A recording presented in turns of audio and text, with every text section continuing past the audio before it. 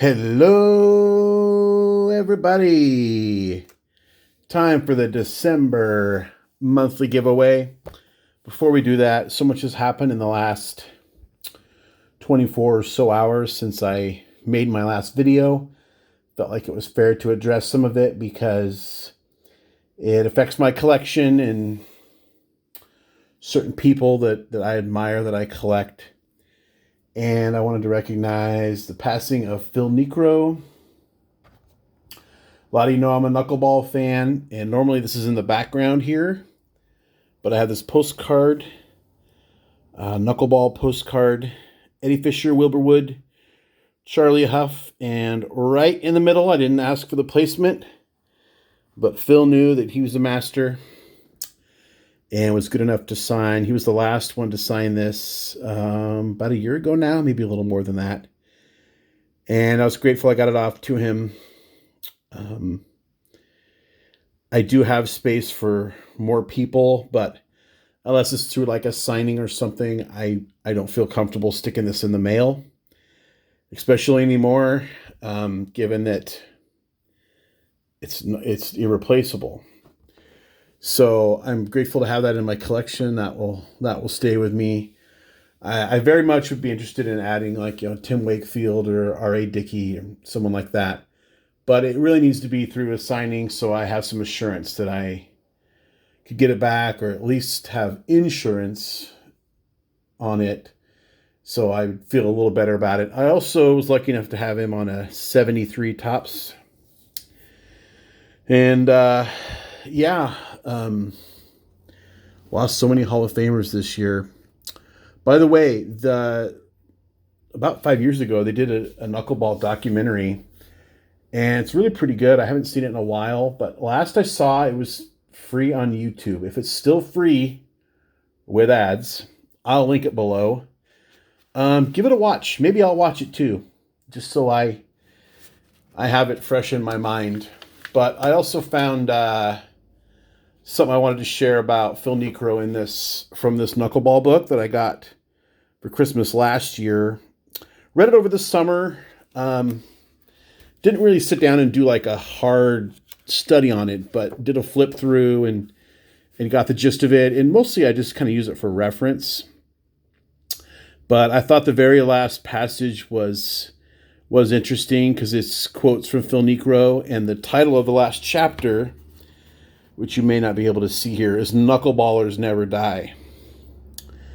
So I'm just going to read the last paragraph or two here. Amazingly, remarkably, and Niekro insists it's true, he has probably thrown a knuckleball as slow as 20 miles per hour. When informed that sounds impossible, he said, "Yes, I can." 20 miles per hour. Apparently, a good knuckleball pitcher can really do any trick with a ball on any given day. Phil Niekro has won more games than any knuckleball pitcher in history. His pitching in the majors until he was 48 years old, and is still throwing batting practice for a AAA baseball team at 75. A man who has been clever to print in this book and was quoted by sports writers, a man who likes to laugh and dance the polka. Niekro never did have a hint of a smile on his face when he delivered a comment that can stand as the credo for the baseball species he represents. There is no age limits on knuckleball pitchers. That is the knuckleball gospel according to Phil Niekro. Anyway, I just thought that was good. I wanted to share that. A little hard to get through that. But glad I did. The other thing, and this actually broke before I shot my video, but didn't realize it.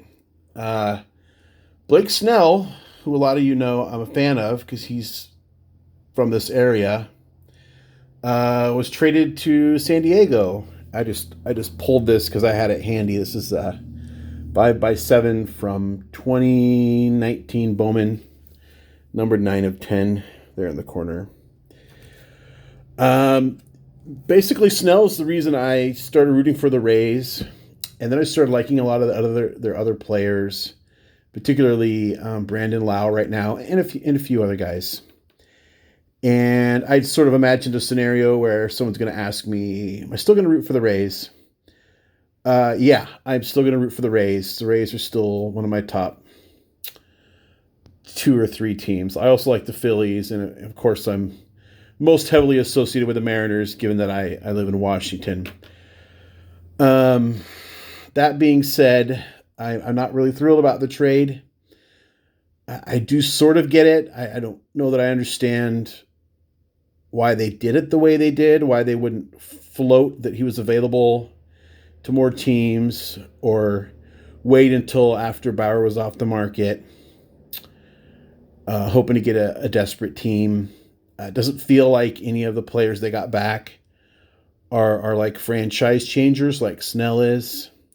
So it's difficult to understand, but the Rays are a unique team. They're not like any other team.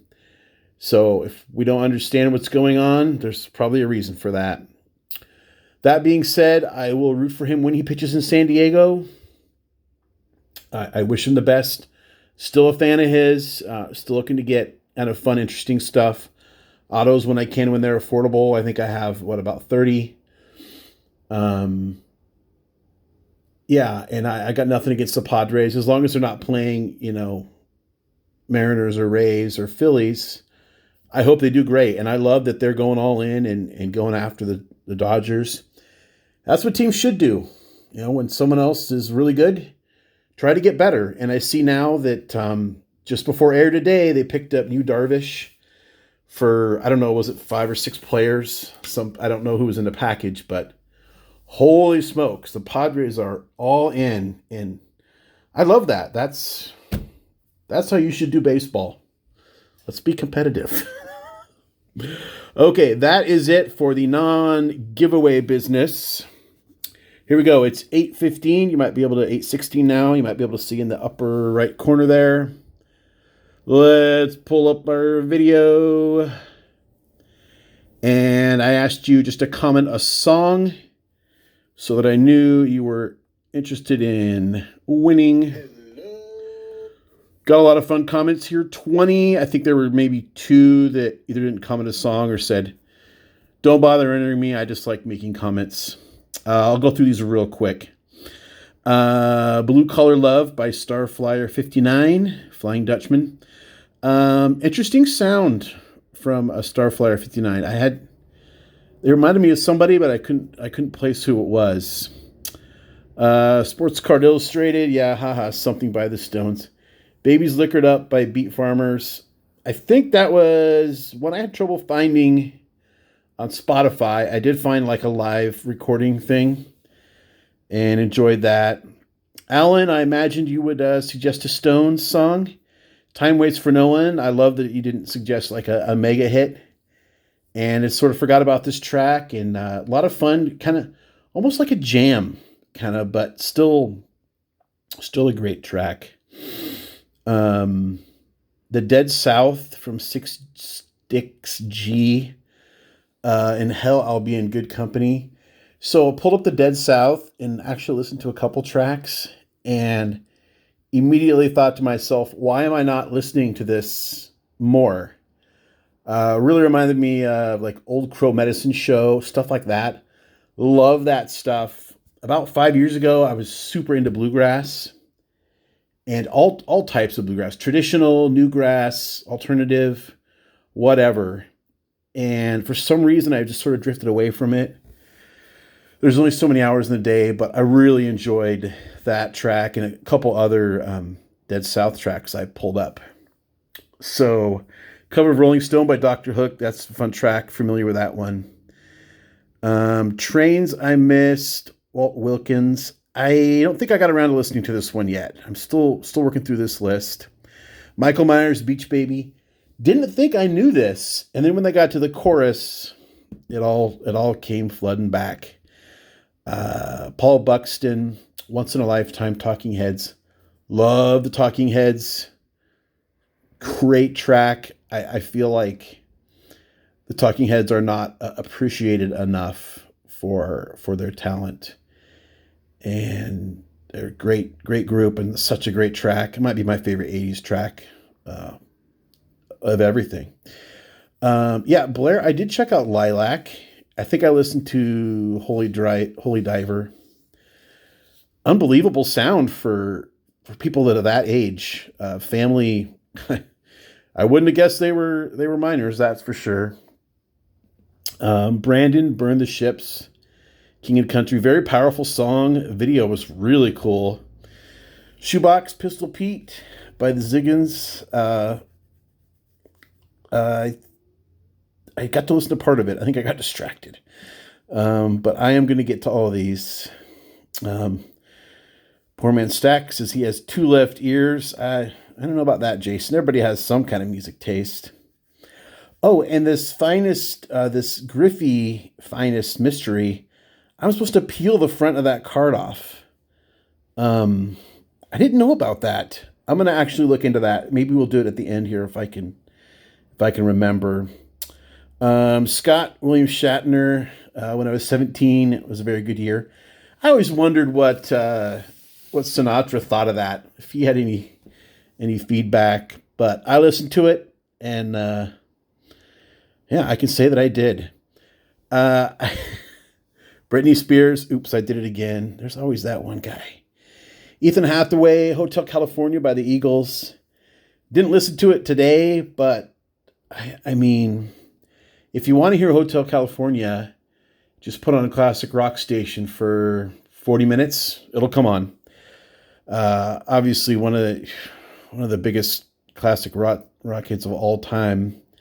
Little partial to Taking It Easy because of the banjo, but yeah, Eagles huge. Hard Work, Theo Katzman. I had not heard of him. He reminded me so much of somebody. I kind of wanted to say a little bit of Lenny Kravitz, but then I thought that sounded ridiculous. Then I heard it again, and then I just had trouble placing it, but interesting. Garth Brooks, Friends in Low Places. Nobody was bigger than Garth Brooks when I was in high school. Walkabout by Augustine. I think I just picked that first one because I said one. And Black and White by Matchbox 20. Tony Black suggestion. Here's what I did, friends. I took these tracks. I think there was only one I couldn't find. And I made a playlist for us because I knew I wasn't going to be able to listen to all of them right away. And I have a half-hour drive each way to work. So I thought, I'm just going to make a Spotify playlist. And so I did that. And so I will stick that. I will link it below. I think I made it so it's shareable to everyone. And you may listen to it also. And I did add a track because it's my playlist. I thought it was fair, that I should have something on there. So I added something called I Sit and Wonder by El Gudu. I believe that's how you say their name. And I'd never heard this song before, but last year I was watching this really cool, quirky show called Lodge 49. And it came on in like a really cool fight scene. And I thought, what is that song? And I looked it up and I bought it and listened to it 100,000 times. And so now I stuck it on this playlist. And I hope you like it. It's a little different, but a lot of fun. So before we do our randoms, review of what we're drawing for. 3 names. Stack 1 is a backpack of 2020 update series, and that is called our pack stack. The middle pile, we're calling this Dantley deck.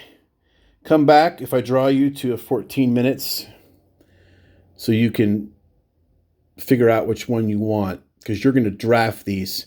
So this is Adrian Dantley, Pete O'Brien, Jim Poole. So that's the Dantley deck. And this one was missing didn't have a Hall of Famer. I thought that was kind of wrong. So I found this Bud Selig that I didn't have any use for. So we're going to add this. This is the Selig stack. Here we go. Bud Selig, Jim Poole, Keith Lockhart, Chris George. So that one's got the 4 cards, and the Selig is the Hoffer. The Dantley deck has 4 cards with the Dantley as the Hall of Famer, and then we have the pack stack. So here we go. Start them off. Here we go. Start. Through the comments. Michael Myers, you made a suggestion. You won last month, which is cool. I love that we do multiples. So, don't bother me sending me your address. I have it. But you will need to pick which do you want. You can just tell me which one you want since you're first and you're guaranteed whatever it is. Here we go. Number 2. Brandon. Do you want the pack, Dantley deck, or Selig stack? Rank them in order. 1, 2, 3. Send me an email below. You have it. All these old timers, original subs to Eddie's Baseball Autographs. Collectorholic, you did not mention a song. I don't really know for sure if you were in on this. So I have to draw again. I'm sorry. But again, just commenting on this song is your way of telling me that you're interested in one of these. So I'm going to have to go again. That's why I do it that way. Some people just want to make comments, you know. Blair Sullivan, send me an email. Rank these in order in which you wish to receive them or potentially receive them. The pack stack, the Dantley deck, the Selig stack.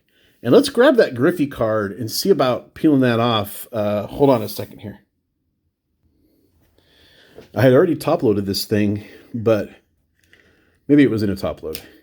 But I can see there's an image behind here of Griffey, but I don't understand what the mystery is supposed to be. Like, we know it's Griffey, but I think it's cooler to have the actual image on the front of the card rather than this black thing. So we'll see if I can do this.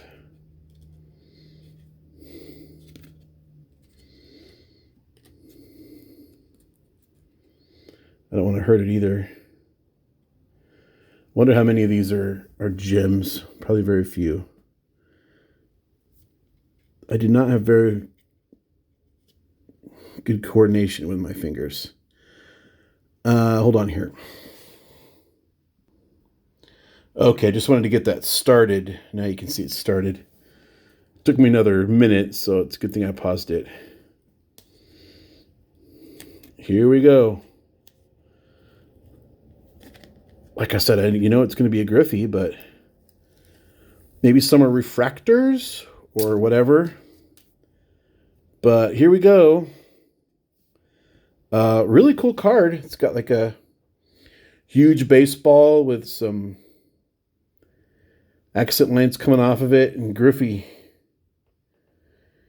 he's got his cheeks puffed out there. A little bravado.